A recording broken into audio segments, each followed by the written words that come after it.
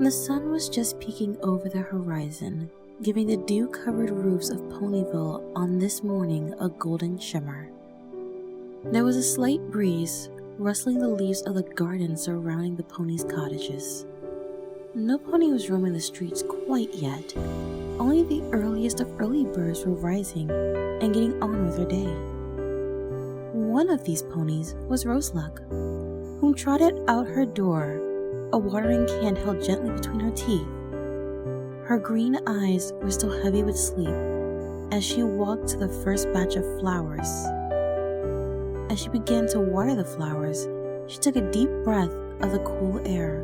A sweet fragrance of flowers from her large garden filled her nostrils, along with the distant aroma of freshly made sweets and baked goods from Sugarcane Corner. The faint breeze stirred her red mane and carrying even more smells to her nose. The new scents reminded her of the cards fillies and colts would give each other during their Hearts and Hooves class parties. She smiled as she now remembered that it was the dawn of Hearts and Hooves Day, and that explained why she had so many orders as of late. Her ears drooped slightly, and a faint smile showed on her face as she realized how ironic it was that every pony got roses on Hearts and Hooves Day, except the pony who actually grew them. A quiet sigh escaped as she continued to water the flowers. She made her way to the roses behind her cottage and sprinkled them with the remaining water in her watering can. When it ran out, she set it down on the ground and sat on her flank. She gazed at the beautiful ruby red roses she had grown from seeds.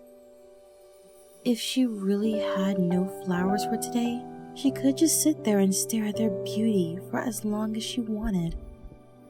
Her shoulders slouched as she sighed once again. She wished she had a special sun pony to give her some flowers for a change. All her friends had their colt friends to take them out, but she seemingly was forever single. She never really had a way with stallions. She was too awkward and shy to ever try to talk to them. The last time she tried was at the Hearts and Hooves Day dance before she graduated, and she ended up tripping over her tongue badly, and even worse, over the snack table. She cringed at the memories and shook them away. She sighed and went back to gazing at her roses silently, counting over them one by one. 31, 32, 33. As she counted the end of the bottom row, she saw a lone rose laying on the ground next to the bush.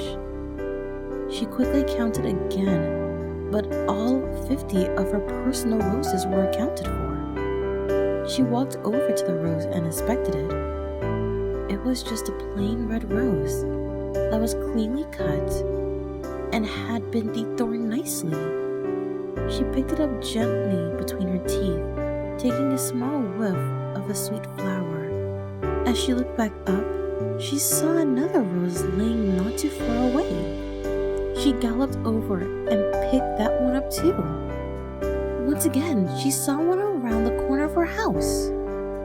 She picked that one up as well and looked around for more beautiful flowers.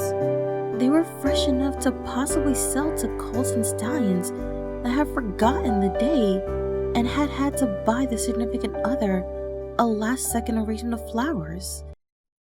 This saved her the trouble of cutting and stripping a new batch of roses. She eagerly followed them, which had now turned into a winding trail down the empty, sleepy streets of Ponyville. The only sound around was the clopping of Roseluck's hoofs, trotting over to another flower. The on and off sound of hoof steps kept going for several moments. Not long after she had started, her mouth was full of red flowers. Thanks Celestia they had no thorns, or the roses wouldn't be the only things red in her mouth, she thought. Roseluck was so focused on keeping them placed in her mouth as she picked more and more up, she hadn't noticed a change of the clip-clop of her hooves against the street. were now softened as she walked on soft grass, still wet with morning dew. The dew soon made the fur on her nose and chin slightly damp, but she took little notice to that as she quickened her hoof steps even more as the space between the roses broadened. She had enough flowers to make several small arrangements for her shop. She could stop now and turn back and begin to put them together and place them on the shelves before she had to open her doors. But she was growing curiouser and curiouser where they were all coming from. Maybe some delivery pony hadn't locked their carriage good enough, and a load of roses slowly fell out as they transported them away. Or maybe some stallion had gone overboard with the flowers and couldn't carry them all and dropped them as he galloped to where he was going. It didn't quite explain why the trail started at her backyard, but that was all she could think of. It had been quite some time since she started her little adventure, and she was growing a little tired of the on and off galloping, especially since she was now heading up some sort of hill.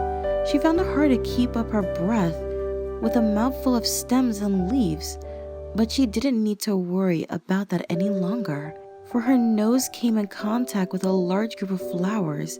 She looked up, her neck slightly complaining after having to support her head, being so close to the ground for so long. What she saw was something similar to the romantic movies that she would watch if she felt lonely, especially on today. Accompanied by a large tub of chocolate chip cookie dough ice cream held snugly in her forehoofs. A red and white checkered quilt was neatly placed on the ground next to a tree. Candles, a basket containing what she assumed was delicious food, a bottle of wine along with fancy glasses, and a heart-shaped box all sat on the quilt. Her jaw dropped, the roses she held promptly falling into a heap. She stared at the spread and gaped as her mind tried to wrap around the situation. As the gears turned in her head, some movement caught her eye. She looked over to the tree, where now, standing next to it, was a tan stallion with a brunette mane, holding a bouquet of roses in his mouth. He took the flowers into his hoofs and greeted her in a charming voice. Her cheeks were becoming warm in a quite adorable shade of pink. All her mind was capable of was an internal squee, and thinking that she probably wasn't going to open up the shop today.